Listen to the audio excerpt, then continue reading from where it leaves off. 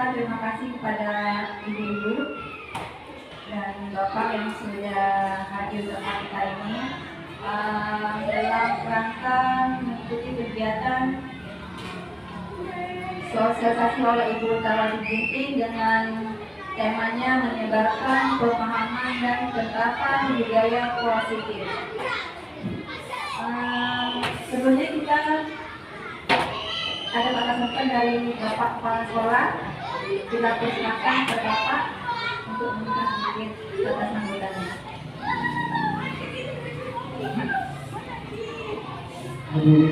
Assalamualaikum warahmatullahi wabarakatuh. Kita Allah SWT yang mana pada pagi hari ini kita masih diberi kesehatan, selamatan kita bisa berkumpul di ruang dalam rangka kegiatan guru penggerak yaitu Studi Tawati Ginting. Temanya membaca pemahaman penerapan budaya positif. Salawat dengan salam kita Islam dengan bisa Muhammad Sallallahu Alaihi Wasallam yang dalam kita dari alam kebenaran pada berkenan. Ibu-ibu yang saya hormati, alhamdulillah kita punya guru juga di sekolah kita yang bisa memotivasi kita itu menjadi panikan, menjadi tempat kita belajar, menjadi tempat solusi bagi kita semua. Saya mohon dan berharap dalam 1 jam ke depan ini apa yang disampaikan oleh Ibu Tawati Ginting bisa kita camkan dan kita laksanakan dalam kegiatan kita sehari-hari untuk meningkatkan daya kerja kita, jadi kemajuan anak didik kita supaya sampai jelas sehat dan berpendidikan dan berpendidikan yang tinggi, meningkatkan prestasi sehingga SD kita jadi SD yang menjadi terbaik untuk kita. Amin. Ini saja mungkin dari saya.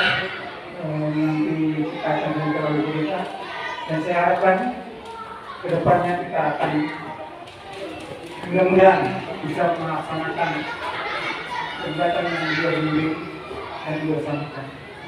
Mohon maaf apabila tapi kemudian Assalamualaikum warahmatullahi wabarakatuh. Terima kasih kepada Bapak Kepala Sekolah. Baik, untuk mempersingkat waktu, maka kita silakan pada Ibu Tawati Ginting untuk menyampaikan temanya hari ini. Silakan Ibu.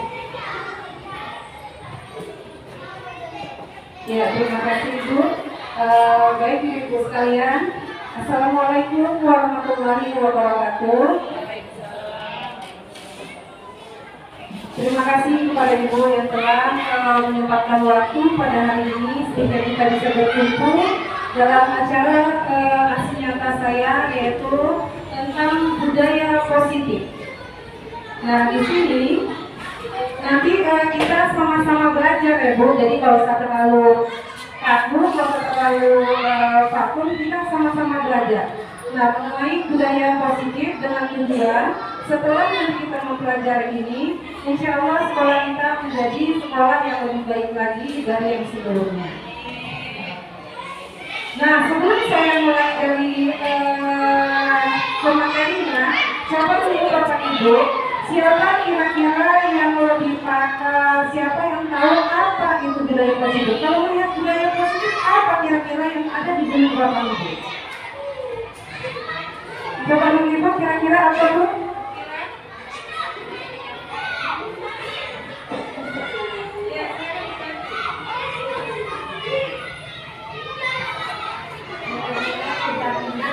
Kebiasaan yang berguna pada murid. Ya, terima kasih Bu. Mungkin ada lagi dari Ibu Dona. Kira-kira kalau melihat budaya positif apa yang ada dalam benak Ibu?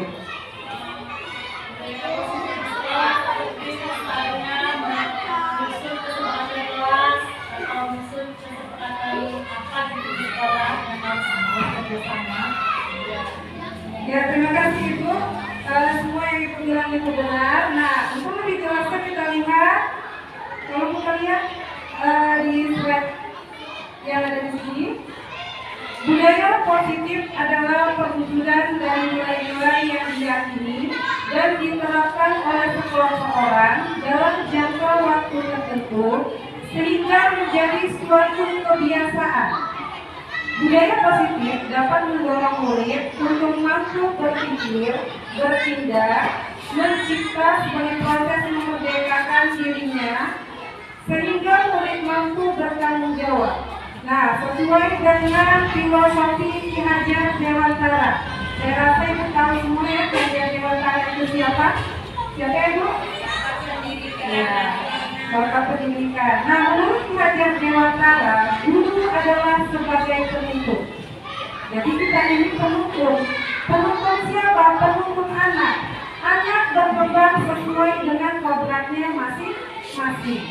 Jadi setiap anak itu berbeda, biarkan dia berkembang menurut kodratnya masing-masing.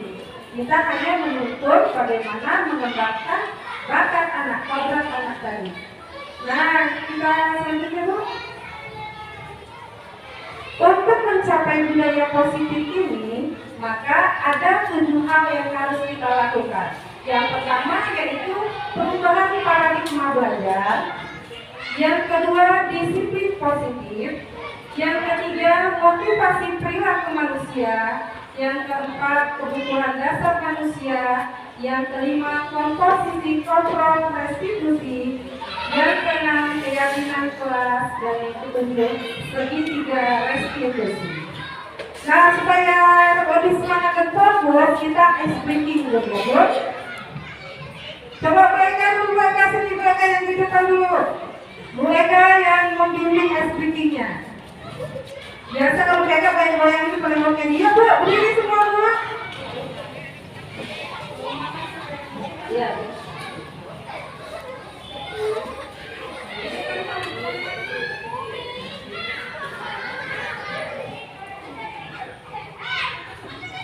Bergerak semua ya Bu.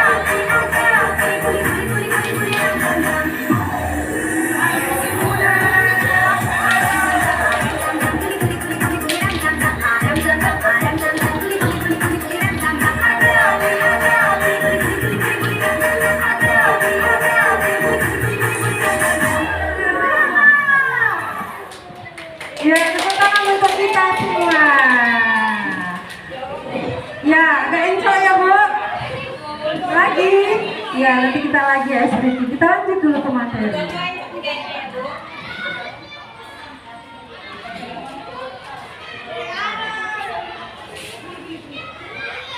Halo kalian.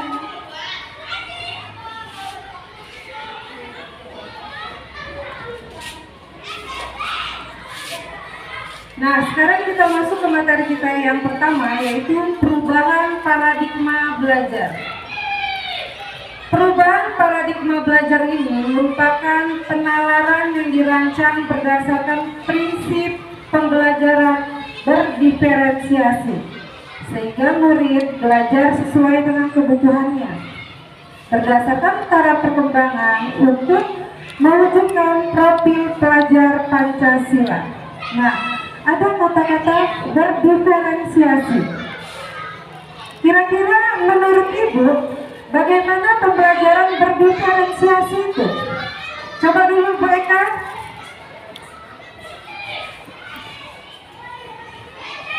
Terima kasih waktunya untuk Ibu Etawati Ginting. Sepemahaman saya, pembelajaran berdiferensiasi itu ialah pembelajaran yang mana menurut minat bakat, kemudian kesiapan belajar siswa, kemudian menurut gaya belajar siswa. Jadi sebelum pembelajaran dimulai, itu kita mengobservasi dulu siswa tersebut. Apa yang diobservasi itu tadi, minat bakatnya, dia minatnya kemana. Ada yang dia akademik dan ada yang non akademik, karena nggak semua siswa itu punya bakat yang sama. Kemudian kesiapan belajarnya, nah ini juga kita perhatikan dari lingkungan sekitar, lingkungan sekolahnya, lingkungan rumahnya, kita lihat keadaan keluarganya, itu juga kita perhatikan. Nah kemudian kesiapan belajar apalagi diperhatikan, dia sudah siap untuk mengikuti pembelajaran. Dari segi diperhatikan dari dirinya, kemudian dari daya belajar siswa. Nah daya belajar siswa itu gimana? Nah setiap siswa pasti memiliki kecenderungan berbeda-beda. Ada yang suka belajarnya sambil bermain, ada yang suka secara visual, ada yang audio. Jadi nggak semuanya tuh sama ada. Jadi dari sini kita manfaatnya apa sih pembelajaran berdiferensiasi ini? Siswa itu lebih nanti merdeka ya, merasakan kemerdekaan dalam dirinya untuk mengeksplorkan kemampuannya. Mungkin itu jasa dari saya. Terima kasih Dr. Ginting. Terima kasih Bu Eka. Udah lengkap ya yang dibilang Bu Eka. Jadi berdiferensiasi itu artinya setiap murid memiliki perbedaannya masing-masing. Jadi guru itu hanya melihat di mana bakat yang bisa dikembangkan oleh murid ini sehingga dia bisa berkembang menurut bakatnya masing-masing. Nah, selanjutnya perubahan paradigma, stimulus respon ke pendekatan teori kontrol. Nah ini sebelum merdeka. Sebelum merdeka kita menggunakan pendekatan stimulus respon. Sesudah pada saat merdeka sekarang kita sudah menggunakan teori kontrol. Teori kontrol ini di mana murid mengontrol dirinya sendiri. Jadi kita sekarang Pak tidak bisa lagi mengontrol murid kita. Kontrol dalam arti perilaku murid. Jadi kita hanya menuntun murid.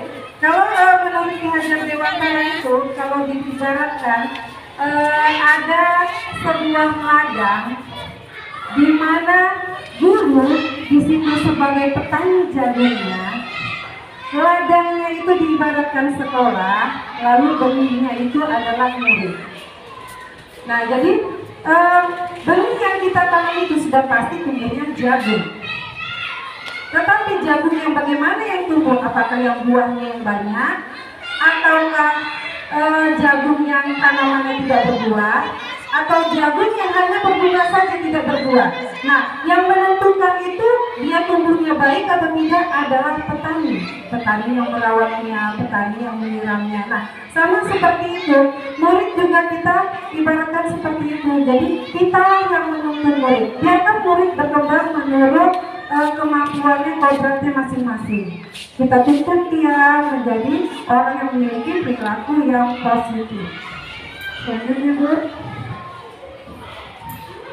Nah yang kedua adalah disiplin. Disiplin ini sering kita dengar. Nah, kalau menurut Ibu, apa kira-kira makna disiplin ini? Coba dulu Bu Chandra.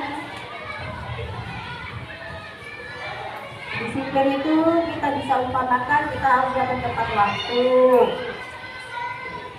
Bukan hanya murid tidak tepat waktu, guru pun diharuskan datang tepat waktu karena guru merupakan sebagai contoh untuk anak-anak murid dan anak-anak didik. Si Bu Chandra, mungkin ada yang lain yang memberi masukannya, kira-kira apa arti disiplin itu menurut Ibu? Silakan Bu. Disiplin itu adalah suatu ketaatan ya Bu, baik tertulis maupun tidak tertulis. Ya, terima kasih Bu atas pendapatnya. Nah, di sini kita lihat disiplin adalah pembiasaan yang baik mencakup sikap atau perilaku maupun tutur kata oleh seluruh warga sekolah, terutama bagi murid, agar dapat berkembang menjadi pribadi yang kritis, mandiri, dan bertanggung jawab. Jadi seluruh warga sekolah yang melaksanakan disiplin ini. Nah, bukan hanya murid saja, seluruh warga sekolah itu ya tentu ada di situ gurunya, ada kepala sekolahnya, dan semua warga yang ada di situ, tukang kebunnya. Nah, semuanya masuk dalam kategori pembiasaan disiplin ini tadi. Nah, tujuan disiplin yaitu menanamkan motivasi intrinsik pada murid-murid kita, yaitu untuk menjadi orang yang mereka inginkan dan menghargai diri sendiri dengan nilai-nilai mereka percaya. Jadi untuk agar murid itu disiplin, nah ini nanti kita masuk selanjutnya nih. Agar murid itu disiplin, biasanya di sekolah kita itu, tolong pertanyaan selanjutnya. Agar murid itu disiplin, biasanya ada beberapa penyebabnya. Ada anak itu disiplin memang karena takut dihukum. Ada anak itu disiplin memang karena takut kena konsekuensi dari guru. Nah, ada anak itu disiplin memang karena restitusi. Nah, kalau mendengar tiga kata ini, udah pernah dengar belum Bu? Udah ya Bu? Kalau hukuman udah pernah ya Bu? Udah ya Bu? Hukuman, ya kan? Anak datang nanti terlambat, siapa yang datang terlambat nanti hukum dijemur di tiang bendera. Nah, jadi supaya tidak dijemur di tiang bendera, anak-anak pada datang cepat. Nah, yang kedua konsekuensi, jika terlambat nanti kamu ibu panggil orang tuanya. Nah, jadi supaya tidak dipanggil orang tua, anak-anak datang cepat. Tetapi restitusi, kesadaran dalam diri anak itu sendiri muncul. Nggak mau datang terlambat lah. Kalau datang terlambat nanti aku malu. Lagi memang ada tanggung jawabku, harus datang cepat. Aku harus hidup disiplin. Nah, jadi dari ketiga ini yang paling baik kita gunakan untuk mendisiplinkan anak yaitu restitusi.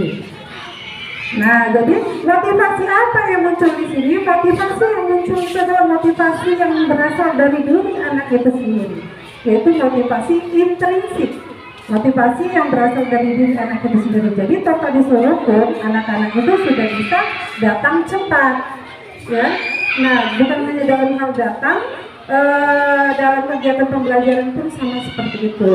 Harus terwujudnya disiplin yang positif. Lanjut Bu Talia.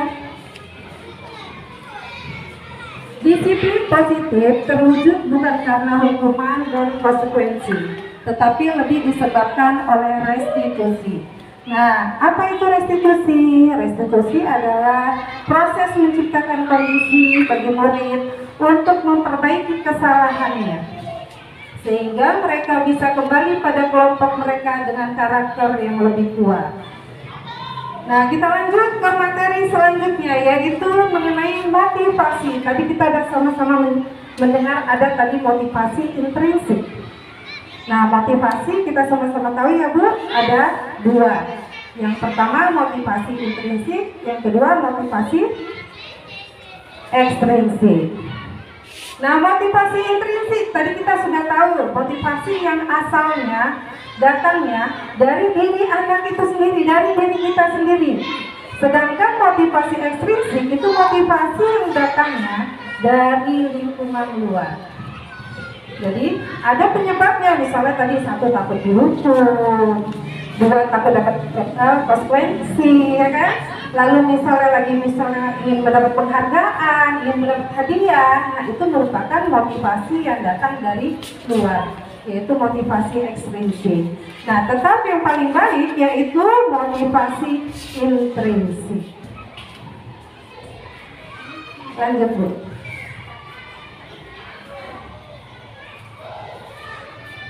Yang keempat yaitu selanjutnya, Bu, yang keempat, Bu. Yang keempat yaitu kebutuhan dasar manusia. Untuk membuat perilaku positif, menciptakan perilaku positif, kita harus memahami apa kebutuhan dasar manusia. Murid kita adalah manusia sama seperti kita. Jadi mereka memiliki kebutuhan dasar. Sekecil apapun perilaku yang mereka buat di kelas, itu ada alasannya. Ada alasannya. Misalnya yang pertama, bertahan hidup, itu jelas sudah.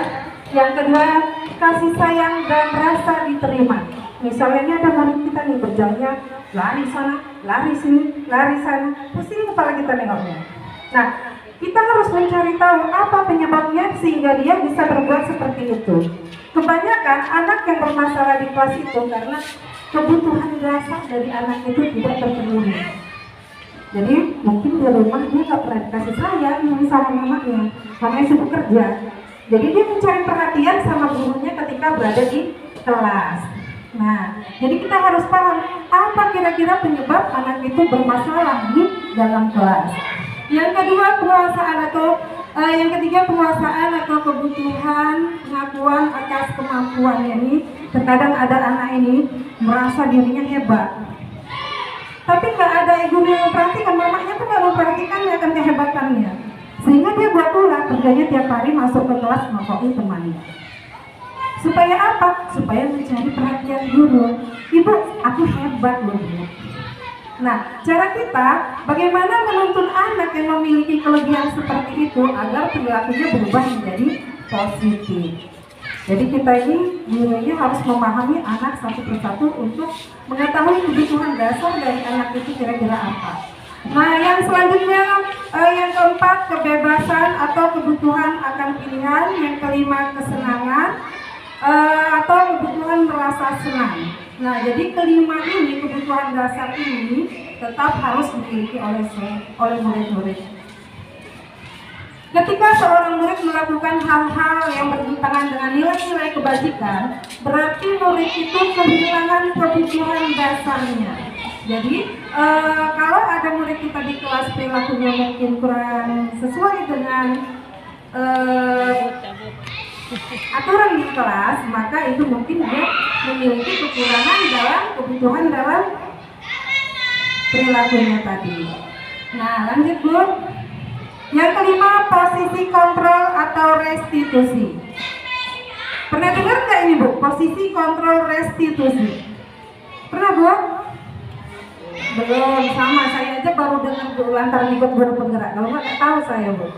Nah, posisi kontrol restitusi ini bertujuan untuk menciptakan disiplin positif yang berpusat pada siswa.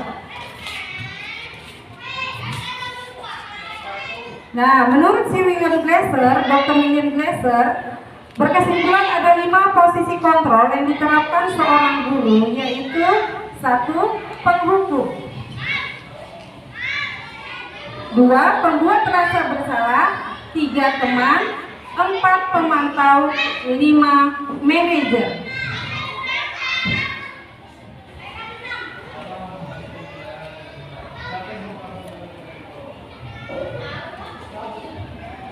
Nah, kita masuk yang pertama ya, Bu. Yang pertama yaitu penghukum.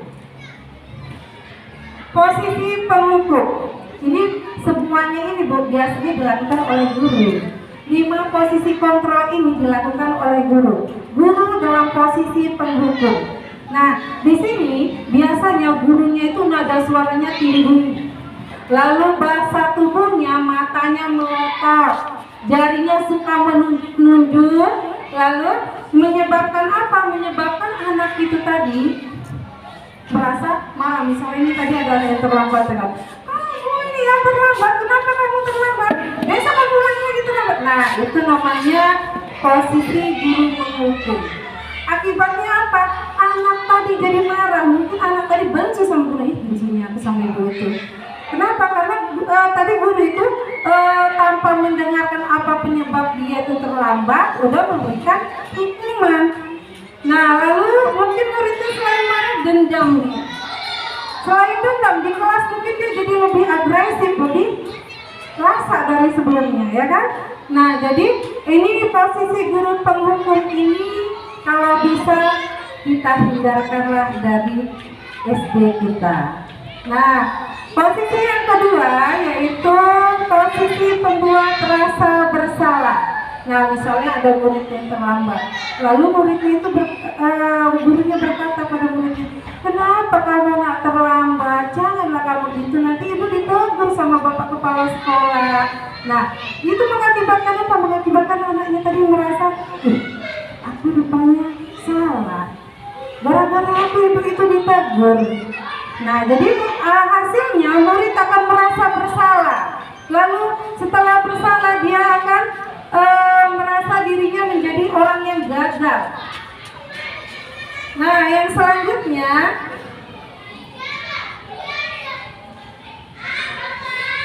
posisi pemantau. Nah, kalau posisi pemantau ini ada suaranya datar, bahasa tubuhnya juga formal. Nah, posisi pemantau ini biasanya guru itu melakukan suatu tindakan berdasarkan peraturan. Jadi ada konsekuensinya berdasarkan peraturan. Misalnya di SD kita ini peraturannya harus masuk jam 7.30. Kalau tidak bisa masuk jam 7.30, nanti anak disuruh menulis, tidak akan istirahat selama jam istirahat, dia menulis pelajaran yang tertinggal, misalnya seperti itu.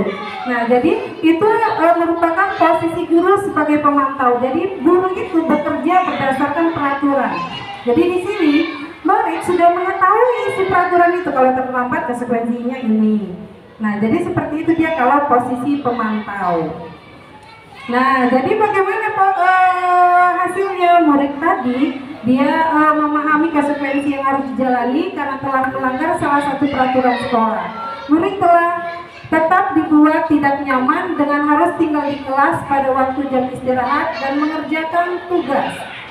Guru tetap harus memantau murid pada saat mengerjakan tugas di jam istirahat karena murid tidak bisa ditinggal. Nah, yang terakhir, posisi kontrol yang terakhir yaitu posisi manajer. Kalau posisi manajer ini nada suaranya tulus, bahasa tubuh tidak kaku, mendekatkan murid pada penyelesaian masalah. Lalu posisi ini adalah posisi yang paling baik dan disarankan untuk guru. Jadi pada posisi yang terakhir ini sebagai manajer, jadi murid itu mencari tahu apa solusi dari masalahnya masing-masing. Jadi misalnya ada yang datang terlambat, kita panggil muridnya, kita tanya apa penyebabnya, lalu bagaimana supaya dia tidak terlambat. Jadi murid itu menyelesaikan masalahnya sendiri. Nah, dengan menyelesaikan masalahnya sendiri, diharapkan motivasi intrinsik tumbuh dalam dirinya. Jadi bukan kita yang mencari penyelesaian untuk masalah dari murid itu, tetapi murid itu sendiri. Nah, itu tentang 5 posisi kontrol. Nah, sekarang yang terakhir, yang keenam, yaitu keyakinan kelas. Nah, ada keyakinan, ada peraturan. Nah, coba dulu Bu, kira-kira apa perbedaan keyakinan dengan peraturan? Coba dulu Bu.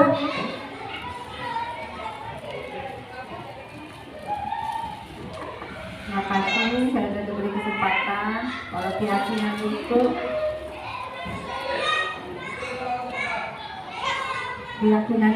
biasanya tumbuh dari diri kita sendiri. Sementara kalau peraturan itu terkait dengan adanya aturan-aturan.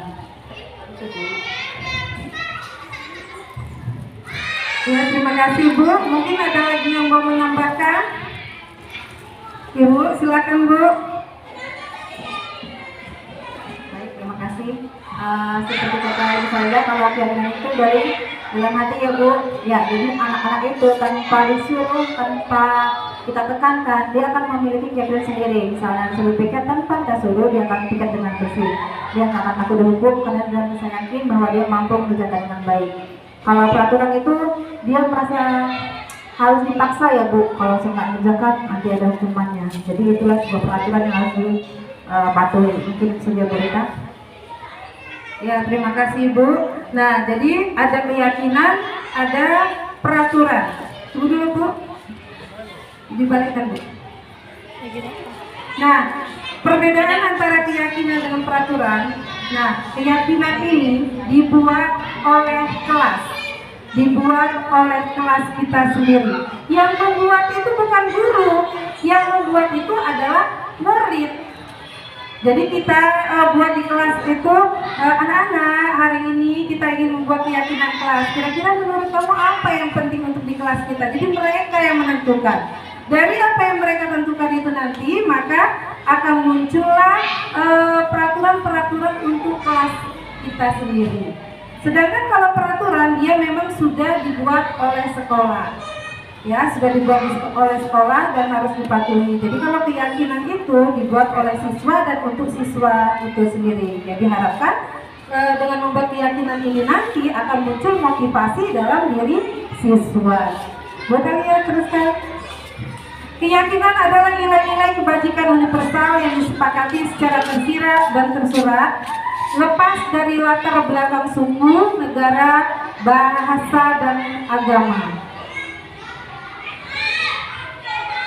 Nah, di sini ada nilai-nilai kebajikan universal. Tadi kita cerita mengenai kebajikan universal. Inilah nilai-nilai kebajikan universal yang bisa kita lakukan di kelas kita masing-masing. Mulai dari peduli, tanggung jawab, lalu menjaga kebersihan dan lain-lain ya Bu ya.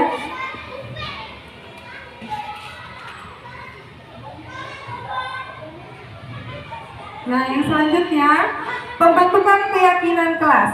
Nah, ada beberapa bentuk dari keyakinan kelas. Yang pertama bersifat lebih abstrak daripada peraturan. Yang kedua, keyakinan kelas berupa pernyataan-pernyataan universal. Yang ketiga, pernyataan dibuat dalam bentuk positif. Yang keempat, keyakinan kelas hendaknya tidak terlalu banyak sehingga mudah diingat. Yang kelima, dapat diterapkan di lingkungan kelas. Yang keenam, semua warga kelas hendaknya ikut berkontribusi dalam perbuatan keyakinan kelas lewat kegiatan curah pendapat. Yang terakhir yaitu bersedia meninjau kembali keyakinan kelas dari waktu ke waktu. Jadi keyakinan kelas itu bukan dalam 1 tahun itu saja, tidak. Dia bisa ditambahi, bisa dikurangi. Jadi ada review dalam kegiatannya. Bisa mungkin reviewnya itu sebulan sekali, bisa reviewnya mungkin 2 bulan sekali, atau dalam setiap seminggu sekali juga bisa direview keyakinan kelas. Nanti kita buat keyakinan kelas di kelas kita masing-masing Bu. Itu peraturan kelas yang tujuannya agar murid disiplin dan tertib di dalam kelas. Dalam membuat keyakinan kelas ini, bahasa yang digunakan harus bahasa yang bersifat positif. Tidak boleh bahasa yang bersifat negatif. Karena kita tujuannya yaitu membudayakan positif kepada anak. Jadi bahasanya harus bersifat positif. Jangan menggunakan kata jangan, tidak. Jadi gunakan bahasa-bahasa yang bersifat positif. Nah, yang selanjutnya Bu. Selanjutnya, segitiga restitusi. Apalagi segitiga restitusinya Bu ya. Nah, tadi kita sudah sama-sama membahas mengenai disiplin. Tadi ada restitusi. Nah, restitusi adalah proses menciptakan kondisi di mana anak memperbaiki kesalahannya sendiri. Nah, sehingga mereka bisa kembali ke kelompoknya. Jadi misalnya di sini ada anak yang melakukan sebuah kesalahan. Kalau di contoh itu kemarin saya buat Sipa mengejek Galuh nama orang tuanya. Lalu saya memanggil Sipa, lalu menanyakan pada Sipa penyebabnya dan bagaimana cara Sipa agar dapat berteman kembali dengan Galuh.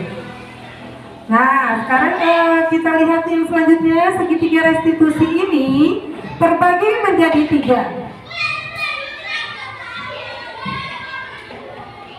Terbagi menjadi 3. Nah, ini dapat Ibu lihat di sini.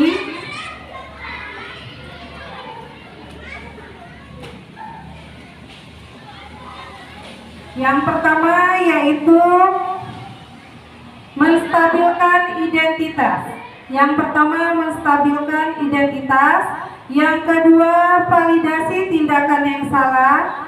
Yang ketiga menanyakan keyakinan. Jadi yang pertama menstabilkan identitas. Yang kedua validasi tindakan yang salah. Yang ketiga menanyakan keyakinan. Jadi ada 3 tahapannya. Yang pertama menanyakan identitas itu dia apa penyebabnya sehingga berbuat kesalahan. Nah, lalu yang kedua validasi tindakan yang salah. Nah, kenapa kamu berbuat seperti itu? Kira-kira kalau kamu berbuat seperti itu melanggar keyakinan atau tidak? Nah, yang terakhir yaitu menyatakan keyakinan. Nah, apa solusinya?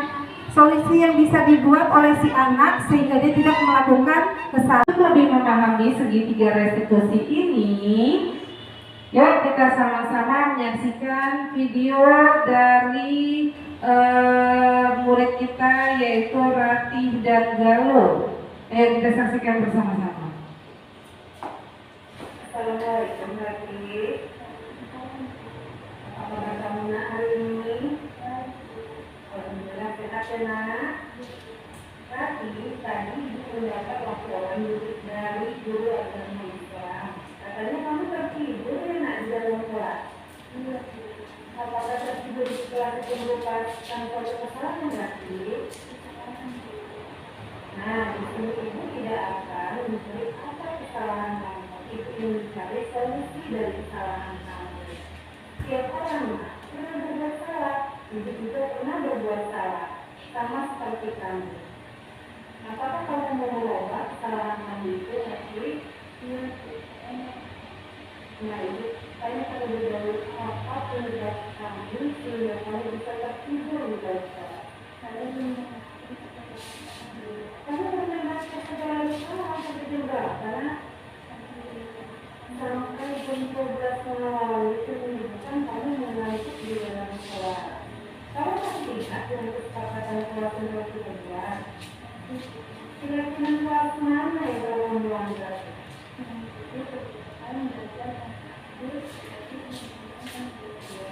Pembelajaran dengan aktif, kalau kamu tertidur, kamu tidak bisa mengikuti kegiatan pembelajaran dengan aktif. Nah, solusi apa yang akan kamu berikan agar kamu tidak tertidur lagi di dalam kelas?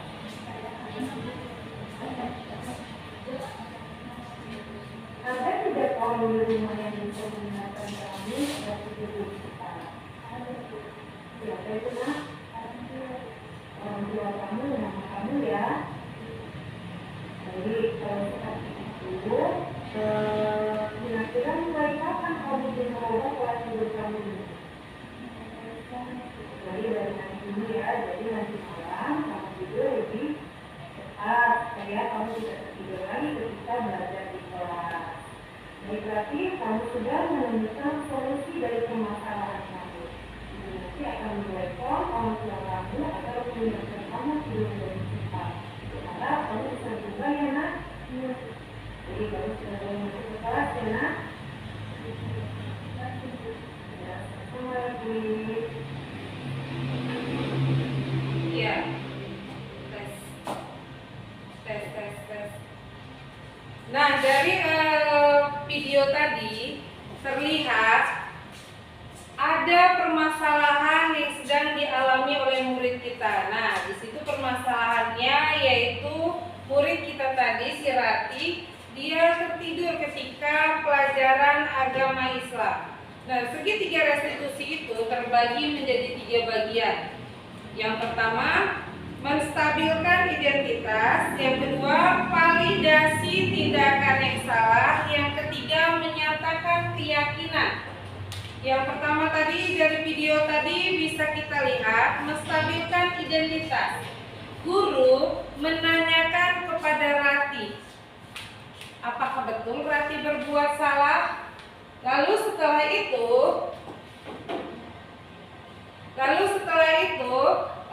lalu guru menanyakan, kira-kira apa solusi yang akan dilakukan oleh Rati?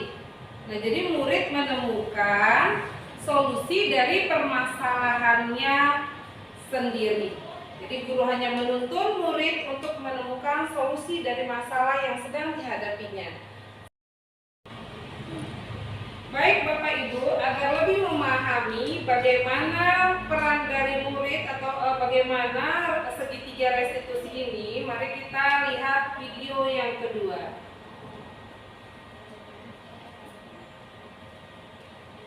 Assalamualaikum Sifat. Apa kabar hari ini? Sifat, selaku dari siaran tadi, Ibu melihat Galuh menangis ke dalam kelas. Lalu Ibu menjumpai Galuh dan bertanya pada Galuh, apa penyebab kondisi yang menangis?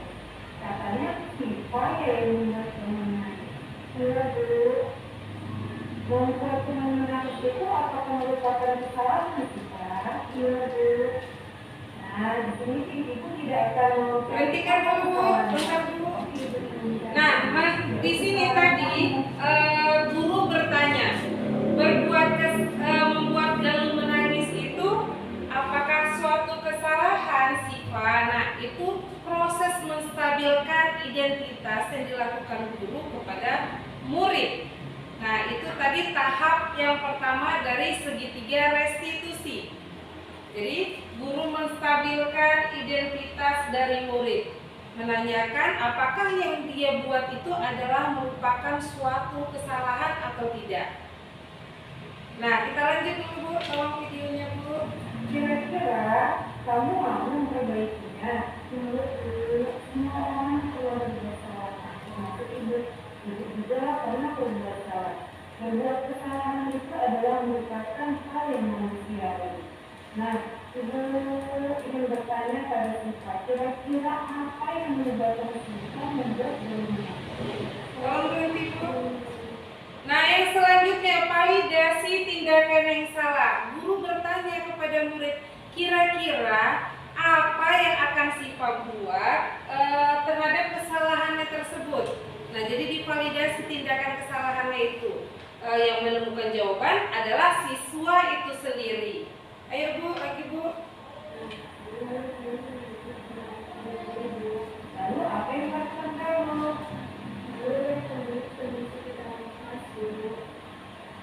Kita masih ingat dulu kesepakatan kelas setelah kita buat untuk dulu. Ya. Nah, keyakinan kelasnya. Nah, selanjutnya menanyakan keyakinan. Kita sudah buat keyakinan di kelas, kita sudah sepakat terhadap keyakinan tersebut. Yang membuat keyakinan kelas tadi kita sama-sama sudah bahas, yaitu murid bersama dengan guru. Nah, keyakinan kelas di sini nanti akan dipatuhi oleh semua yang ada di kelas. Ketika dia melanggar keyakinan kelas itu, maka guru akan menuntunnya menemukan solusi dari kenapa dia melanggar keyakinan tersebut. Nah, jadi kita lihat tadi tahap yang ketiga yaitu menanyakan keyakinan. Ayo Bu, lanjut Bu. Mana yang mau melanggar? Nah, berarti kalau kamu sudah membuat nangis, kamu melanggar keyakinan kelas, saling menghormati dan menyayangi teman. Nah, kira-kira apa yang kamu buat untuk pada Galuh tidak marah lagi sama kamu? Ya, kamu berjanji tidak akan mengulanginya, ingin minta maaf ya Nak ya. Nah, supaya ini tidak terulang pada teman yang lain, apa solusinya kira-kira Nak? Ya,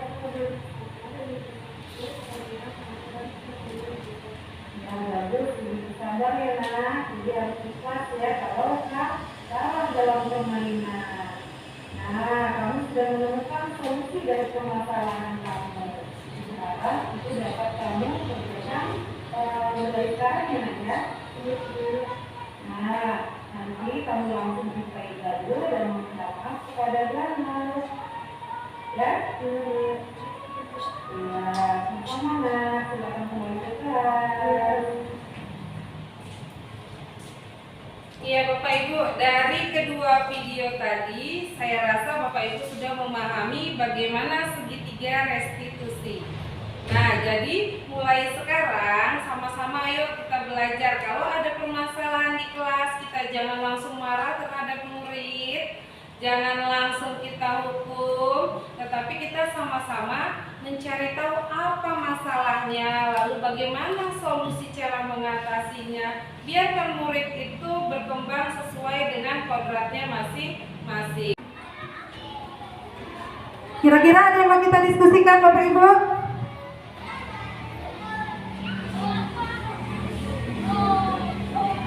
Ada yang mau didiskusikan?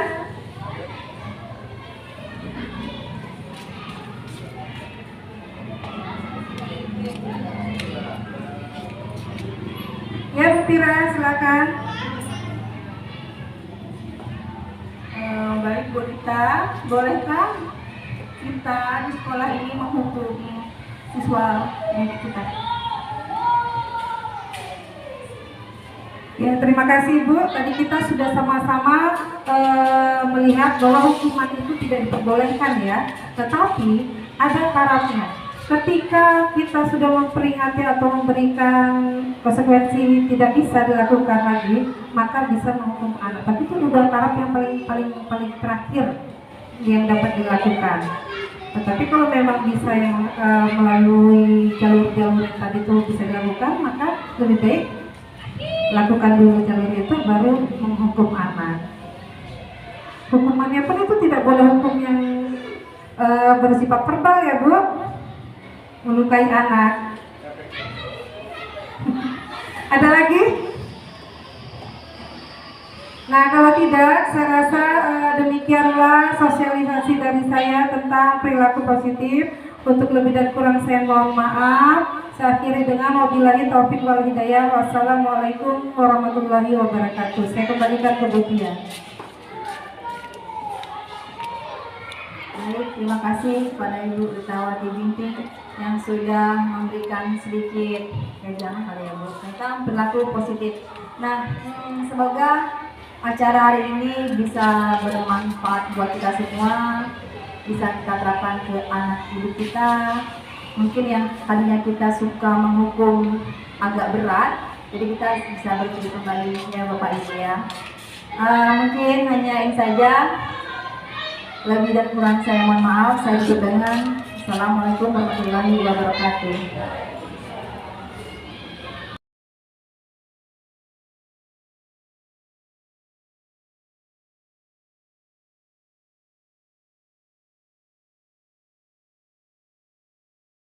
Terima kasih atas apa yang disampaikan oleh guru penggerak kita, Ibu Ritawati Ginting.